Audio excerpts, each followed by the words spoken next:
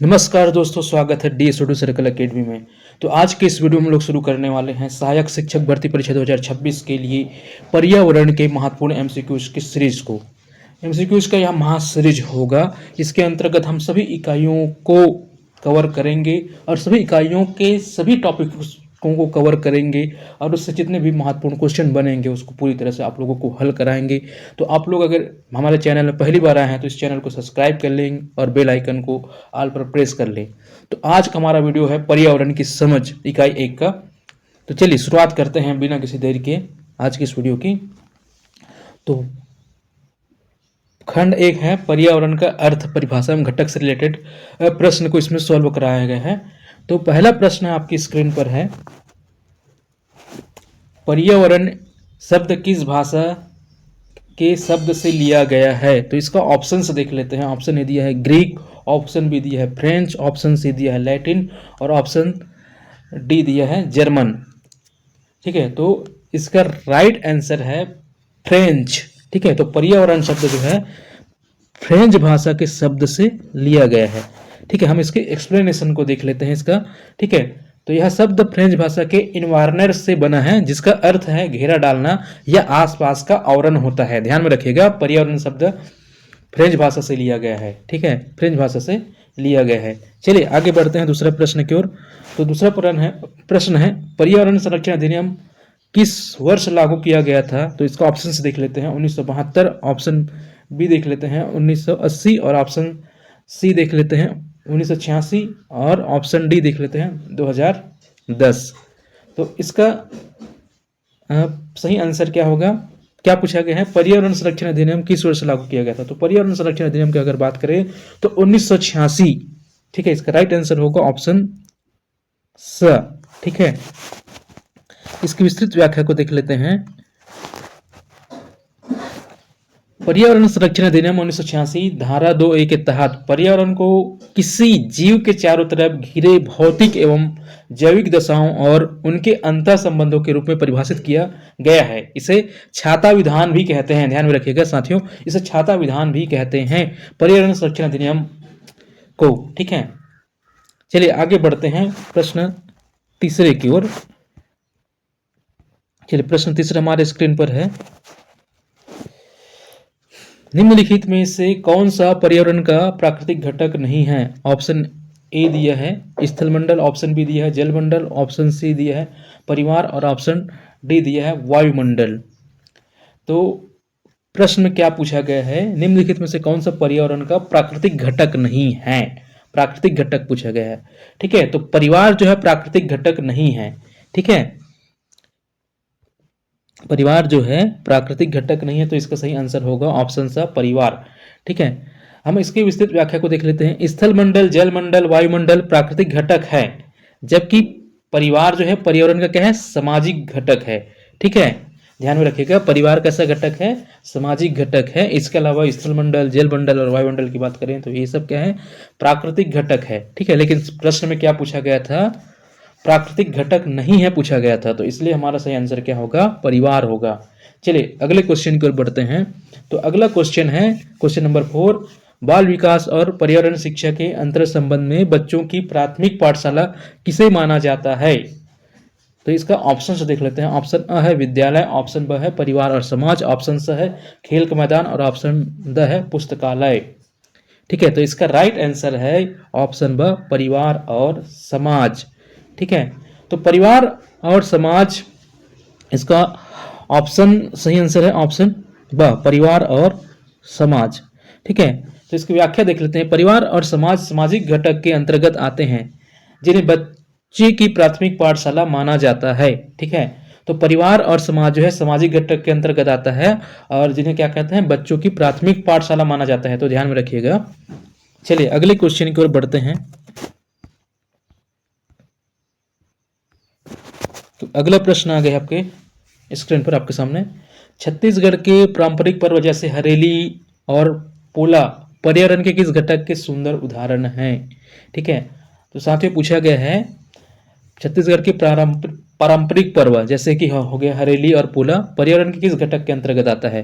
तो इसके ऑप्शन से देख लेते हैं। ऑप्शन डी है प्राकृतिक घटक, ऑप्शन ब दी है आर्थिक घटक, और ऑप्शन सी दी है सांस्कृतिक घटक, और ऑप्शन द दी है अजैविक घटक। ठीक है, तो बात हो रहा है यहाँ पे त्योहारों की। जो त्यौहार क्या होता है कहीं ना कहीं संस्कृति से जुड़ा हुआ है। ठीक है, तो ये किसके अंतर्गत आएगा? सांस्कृतिक घटक के अंतर्गत। ऑप्शन सी इसका सही आंसर होगा।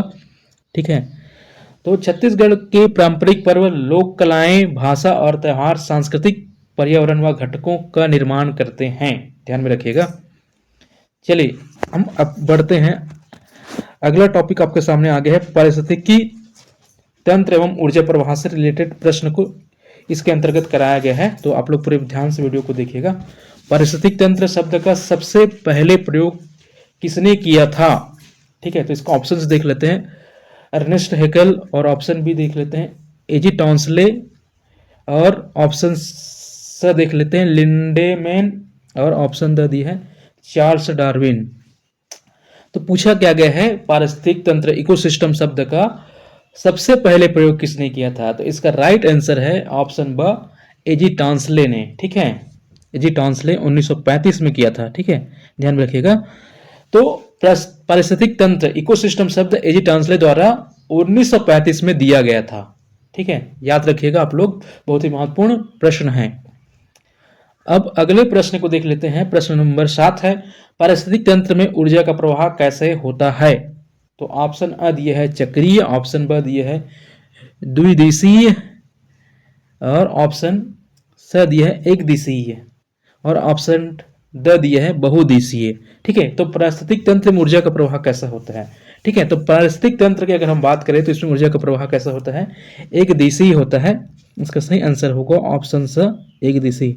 ठीक है, ऊर्जा का प्रवाह हमेशा सूर्य से उत्पादक और फिर उपभोक्ताओं की तरफ एक दिशीय होता है। ठीक है, ध्यान में रखिएगा। हम बात करें ऊर्जा के प्रवाह का तो हमेशा क्या होता है? सूर्य से उत्पादक और फिर उपभोक्ता की तरफ एक दिशीय होता है, ध्यान में रखिएगा। चलिए आगे बढ़ते हैं। अभी तक हमने 7 प्रश्न को देख लिए हैं। अब हमारे 8वां नंबर प्रश्न आ चुका है आपके सामने। चलिए प्रश्न क्या दिया है देख लेते हैं। लिंडेनमैन का 10% का नियम किससे संबंधित है? ऑप्शन दिया है एक पोषण स्तर से दूसरे पोषण स्तर पर ऊर्जा का स्थानांतरण, और ऑप्शन ब दिया है वनों की कटाई का प्रतिशत, और ऑप्शन स दिया है भूजल स्तर की वृद्धि, और ऑप्शन द दिया है कार्बन उत्सर्जन की दर। तो इसका क्या पूछा गया है प्रश्न में? लिंडेनमैन का 10% नियम किससे संबंधित है पूछा गया है। ठीक है, तो इसका राइट आंसर होगा ऑप्शन अ, एक पोषण स्तर से दूसरे पोषण स्तर का ऊर्जा का स्थानांतरण के बारे में बताया गया है लिंडेनमैन के नियम के अनुसार। ठीक है, तो एक पोषण स्तर से दूसरे पोषण स्तर पर ऊर्जा का स्थानांतरण, ठीक है, इस नियम के अनुसार केवल 10% ऊर्जा ही क्या होता है अगले पोषण स्तर तक पहुंचती है, और शेष 90% उष्मा के रूप में क्या हो जाता है? नष्ट हो जाता है। तो ध्यान में रखिएगा। ठीक है, लिंडेनमैन के 10% के नियम के अनुसार क्या होता है? केवल 10% ऊर्जा ही अगले पोषण स्तर तक पहुंचता है, और शेष 90% ऊर्जा क्या होता है? उष्मा के रूप में नष्ट हो जाता है। ध्यान में रखिएगा। अगले प्रश्न को देखते हैं। ठीक है, निम्नलिखित में से कौन सा एक जैविक घटक बायोटिक कंपोनेंट का उदाहरण है? तो इसका ऑप्शन अ देख लेते हैं तापमान दिया है, ऑप्शन ब देख लेते हैं मृदा दिया है, और ऑप्शन स दिए है सूक्ष्मजीव अवघटक, और ऑप्शन द दिया है प्रकाश। ठीक है, तो क्या पूछा गया है प्रश्न को ध्यान से समझिएगा प्रश्न को। निम्नलिखित में से कौन सा एक जैविक घटक का उदाहरण है? जैविक घटक का उदाहरण पूछा गया है, तो उसका ऑप्शन देख लेते हैं तापमान, मृदा, सूक्ष्मजीव अवघटक, प्रकाश। तो इसका राइट आंसर होगा सूक्ष्मजीव अवघटक जो है क्या है? जैविक घटक का उदाहरण है। इसके अलावा तापमान की बात करें, प्रकाश, वर्षा, मिट्टी और खनिज, ये सब क्या है? अजैविक घटक है। ठीक है, तो इसका राइट आंसर है सूक्ष्मजीव अवघटक, ये क्या है? जैविक घटक है। ठीक है, इसके अलावा हम बात करें तापमान की, मृदा की, प्रकाश की, तो ये सभी के सभी क्या है? अजैविक घटक हैं। ठीक है, चलिए आगे बढ़ते हैं अगले प्रश्न की ओर। अब हम तीसरे महत्वपूर्ण टॉपिक से लिए गए हैं, जो आपके सिलेबस में जो टॉपिक दिया गया है उसी टॉपिक से हर एक टॉपिक को कवर करने का पूरा प्रयास करेंगे इस एमसीक्यूज के माध्यम से। तो आप लोग जुड़े रहिए इस पूरे सीरीज के साथ। चलिए, तो हमारा अगला टॉपिक है पर्यावरण के प्रमुख सरोकार एवं ओजोन परत। इससे रिलेटेड सारे प्रश्न को देखेंगे हम। ठीक है, ग्लोबल वार्मिंग के लिए सबसे मुख्य रूप से कौन सी गैस उत्तरदायी है? ऑप्शन ए दिया है O2, ऑप्शन ब दिया है CO2, ऑप्शन स दिया है N2 और ऑप्शन द दिया है HE। ठीक है, तो ग्लोबल वार्मिंग की बात हो रहा है, तो ग्लोबल वार्मिंग के लिए मुख्य रूप से जो उत्तरदायी गैस होते हैं वो कार्बन डाइऑक्साइड होता है CO2। ठीक है, तो carbon dioxide CO2 global warming के लिए प्रमुख और सर्वाधिक मात्रा में क्या है, उत्तरदायी गैस है, ध्यान रखिएगा। इसका राइट आंसर हो जाएगा ऑप्शन ब CO2। चलिए आगे बढ़ते हैं।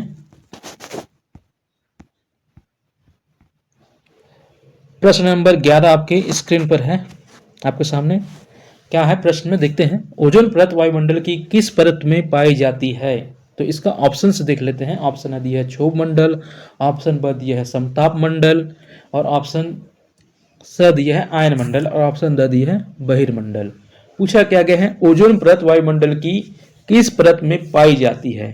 ठीक है, तो इसका राइट आंसर है समताप मंडल।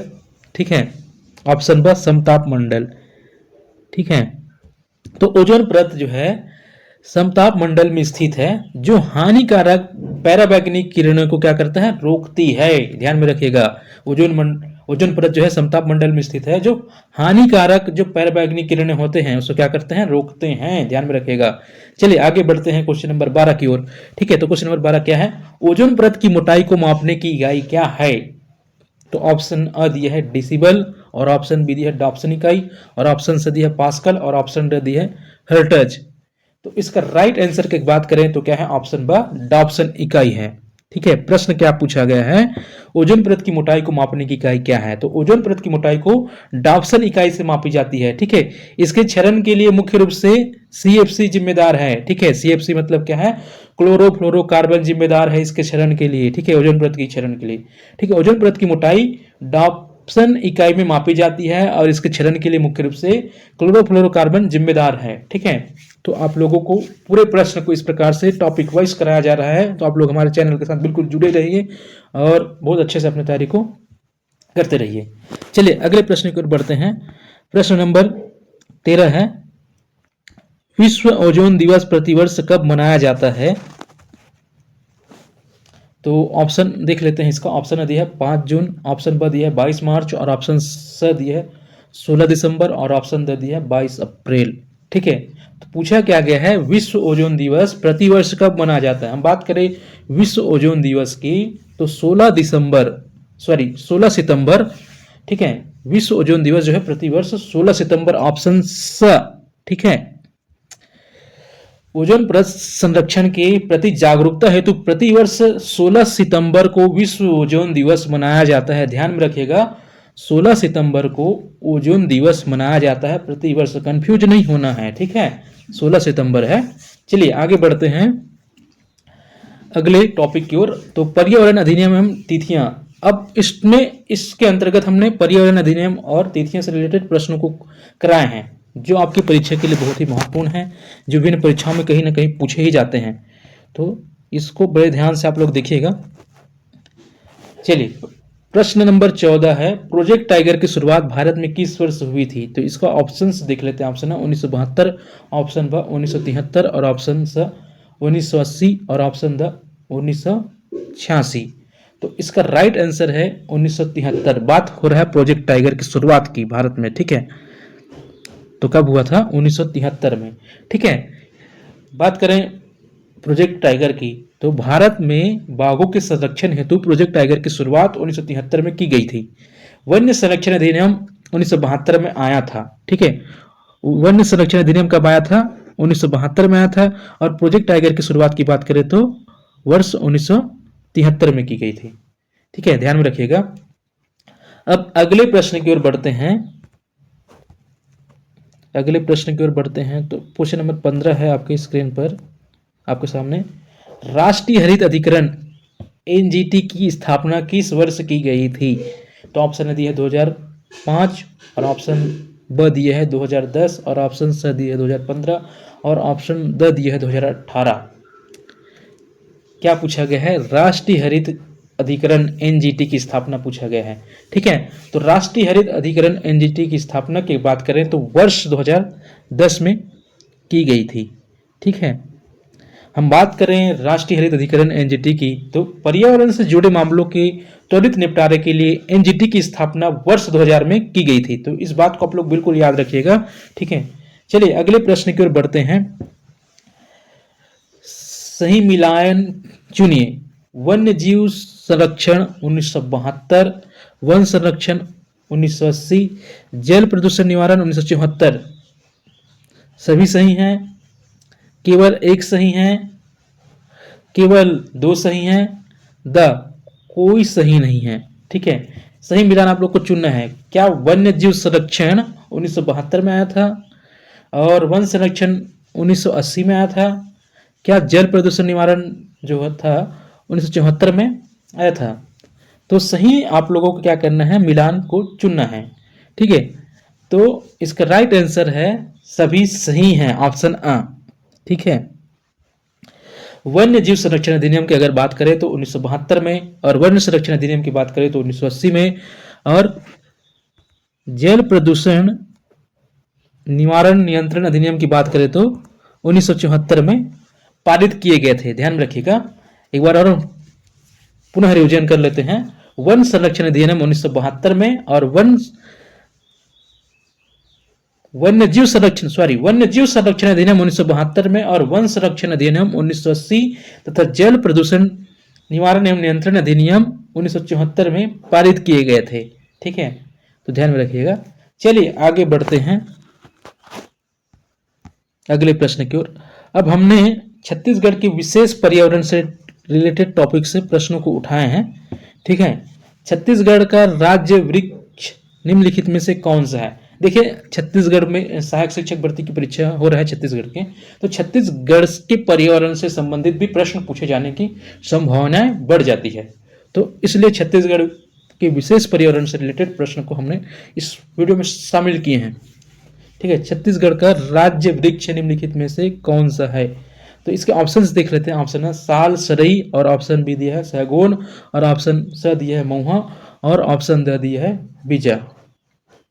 ठीक है, तो इसका राइट आंसर है, आप लोग सभी जानते हैं छत्तीसगढ़ राज्य का राज्य वृक्ष क्या है? साल, सरई। ठीक है, जिसको क्या बोलते हैं, सूर्य रोबस्टा भी बोलते हैं। ठीक है, छत्तीसगढ़ का राजकीय वृक्ष सरई, साल, सूर्य रोबस्टा है, ध्यान रखिएगा। छत्तीसगढ़ का राज्य पक्षी कौन सा है? ऑप्शन अ दिया है मोर, और ऑप्शन ब दिया है पहाड़ी मैना, और ऑप्शन स दिया है तोता, और ऑप्शन द दिया है बदक। पूछ क्या रहे हैं? छत्तीसगढ़ राज्य का राज्य पक्षी की बात हो रहा है। ठीक है, तो क्या है? पहाड़ी मैना, ऑप्शन ब है। ठीक है, छत्तीसगढ़ का राज्य पक्षी पहाड़ी मैना है, ध्यान रखिएगा। चलिए आगे बढ़ते हैं। क्वेश्चन नंबर 19 आपकी स्क्रीन पर है। छत्तीसगढ़ का राज्य पशु कौन सा है पूछा है। ठीक है, अब क्या पूछा गया है? राज्य पशु के बारे में पूछा गया है। तो ऑप्शन अ दिया है बाघ, ऑप्शन ब दिया है हाथी, और ऑप्शन स दिया जंगली भैंसा, और ऑप्शन द दिया है बारहसिंगा। ठीक है, तो इसके राइट आंसर की अगर हम बात करें, छत्तीसगढ़ का राज्य पशु की बात करें तो जंगली भैंसा है। ठीक है, ध्यान में रखिएगा, जंगली भैंसा। ठीक है, छत्तीसगढ़ का राज्य पशु जंगली भैंसा है, वन भैंसा है। ठीक है, ध्यान में रखिएगा, वन भैंसा है। छत्तीसगढ़ में किसानों और पर्यावरण संरक्षण से जुड़ा हरेली त्योहार किस रूप में मनाया जाता है? ठीक है, अगला प्रश्न है, छत्तीसगढ़ में किसानों और पर्यावरण संरक्षण से जुड़ा हरेली त्योहार किस रूप में मनाया जाता है? तो ऑप्शन देख लेते हैं इसका। पहला ऑप्शन आ है फसल कटाई का उत्सव, ऑप्शन ब है कृषि औजारों व पर्यावरण संरक्षण का पहला त्यौहार, और ऑप्शन स है नववर्ष का उत्सव, और ऑप्शन द है जल उत्सव। ठीक है, तो प्रश्न में पूछा क्या गया है? छत्तीसगढ़ में किसानों और पर्यावरण संरक्षण से जुड़ा हरेली त्योहार किस रूप में मनाया जाता है? ठीक है, तो हरेली त्योहार के बारे में पूछा गया है। तो कृषि औजारों व पर्यावरण संरक्षण का पहला त्यौहार है, ठीक है, हरेली त्योहार। ठीक है, तो इसका राइट आंसर हो जाएगा आपका ऑप्शन ब। ठीक है, ऑप्शन ब, ठीक है, कृषि औजार व पर्यावरण संरक्षण का पहला त्योहार। हरेली त्योहार छत्तीसगढ़ का पहला त्योहार है, ठीक है, जिसमें कृषि उपकरणों और बैलों की पूजा की जाती है, ठीक है, कृषि उपकरणों की पूजा की जाती है, विशेष करके ध्यान में रखिएगा। अब हमारा अगला टॉपिक है पर्यावरण शिक्षा शास्त्र से, ठीक है, ईवीएस पेडोलॉजी से प्रश्न को लिए हैं इसमें, तो आप लोग वीडियो को अंत तक जरूर देखिए। प्रश्न नंबर 21 आपके स्क्रीन पर है। एनसीए 2005 के अनुसार प्राथमिक स्तर पर पर्यावरण अध्ययन ईवीएस को किस रूप में पढ़ाया जाता है?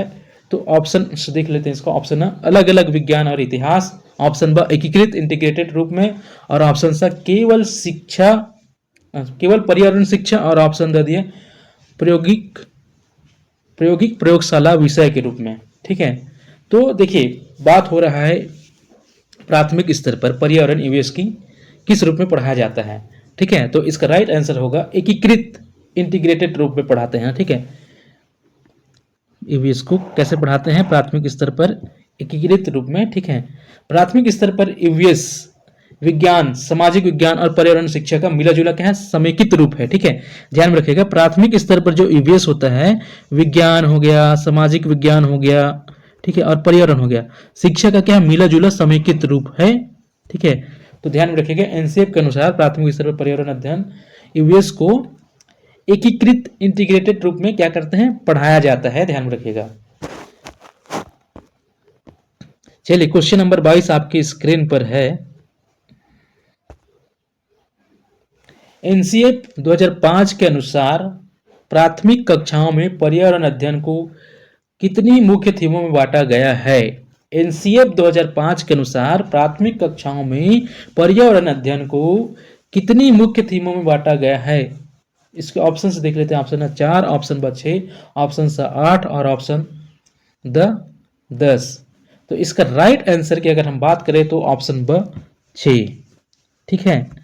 तो एनसीएफ 2005 के अनुसार प्राथमिक कक्षाओं में पर्यावरण अध्ययन को 6 मुख्य थीमों में बांटा गया है। इसकी 6 मुख्य थीम है, ठीक है। परिवार हो गया, मित्र हो गया, भोजन, पानी, आवास, यात्रा और चीजें हम कैसे बनाते हैं और करते हैं। ये सभी क्या है? मुख्य 6 थीमें हैं, ठीक है। एक बार और देख लेते हैं। परिवार और मित्र, भोजन, पानी, आवास, यात्रा और चीजें हम कैसे बनाते और करते हैं। इसके बाद हम देख लेते हैं अगले प्रश्न को, ठीक है। प्रश्न नंबर 23 है आपके स्क्रीन पर। बच्चों के सीखने की प्रगति और उनके रिकॉर्ड को सहेजने का सतत एवं व्यापक मूल्यांकन सीसीई का बेहतरीन साधन क्या है? ऑप्शन है लिखित परीक्षा, ऑप्शन ब पोर्टफोलियो, ऑप्शन स मौखिक प्रश्न, ऑप्शन द गृह कार्य, ठीक है। तो क्या पूछा गया है प्रश्न में? बच्चों के सीखने की प्रगति और रिकॉर्ड को सहेजने का सतत एवं व्यापक मूल्यांकन का बेहतरीन तरीका क्या है? तो इसका राइट आंसर की बात करें तो पोर्टफोलियो, ठीक है। तो बच्चों के सीखने की प्रगति और उनके रिकॉर्ड को सहेजने का सतत एवं व्यापक मूल्यांकन का बेहतरीन साधन जो है पोर्टफोलियो है। बच्चों को पोर्टफोलियो के क्रमिक विकास और गतिविधियों का संकलित रिकॉर्ड होता है, ठीक है। पोर्टफोलियो क्या होता है? बच्चों के क्रमिक विकास और गतिविधियों का क्या होता है? संकलित रिकॉर्ड होता है, एक प्रकार से। बहुत बढ़िया, ठीक है। चलिए आगे बढ़ते हैं अगले प्रश्न की ओर। तो प्रश्न नंबर 24 आपकी स्क्रीन पर है और यह लास्ट क्वेश्चन है, तो आप लोग वीडियो को अंत तक जरूर देखें। चलिए प्रश्न क्या है देख लेते हैं। प्राथमिक स्तर पर ईवीएस पढ़ने का मुख्य उद्देश्य क्या होना चाहिए? देखिए पूछ रहा है कि प्राथमिक स्तर पर ईवीएस पढ़ाने का मुख्य उद्देश्य क्या होना चाहिए पूछ रहा है, ठीक है। तो इसके ऑप्शन से देख लेते हैं। ऑप्शन है उच्च कक्षाओं के लिए तैयार करना, ऑप्शन ब किताबी ज्ञान को वास्तविक जीवन और बाहरी परिवेश से जोड़ना, और ऑप्शन स वैज्ञानिक परिभाषाएं याद करवाना, और ऑप्शन द परीक्षा में अंक दिलाना, ठीक है। देखिए प्राथमिक स्तर पर ईवीएस पढ़ाने का मुख्य उद्देश्य पूछा जा रहा है, तो कहीं ना कहीं आप जब भी हम बात करते हैं तो हमें किताबी ज्ञान को वास्तविक जीवन और बाहरी परिवेश से जोड़ना क्या है? बहुत महत्वपूर्ण है। तो ऐसे ही ऑप्शंस जो होते हैं हमारे क्या होता है? सही होते हैं। तो ऑप्शन ब क्या होगा? हमारा राइट आंसर होगा किताबी ज्ञान को वास्तविक जीवन और बाहरी परिवेश से जोड़ना, ठीक है। ईवीएस का मुख्य उद्देश्य जो है बच्चों को किताबी दुनिया से निकाल करके क्या करना है? उनके वास्तविक परिवेश से जोड़ना ही क्या है हमारा ईवीएस पढ़ाने का मुख्य उद्देश्य होना चाहिए। ठीक है, तो ये थे पूरे के पूरे 24 महत्वपूर्ण एमसीक्यूज जो टॉपिक वाइज कराया गया है इकाई 1 से। इसका दूसरा पार्ट भी आएगा, आप लोग तो उससे दूसरे पार्ट को भी देखिएगा और अपने तैयारी को बेहतर ढंग से करिएगा। ठीक है, तो वीडियो को अंत तक देखने के लिए धन्यवाद।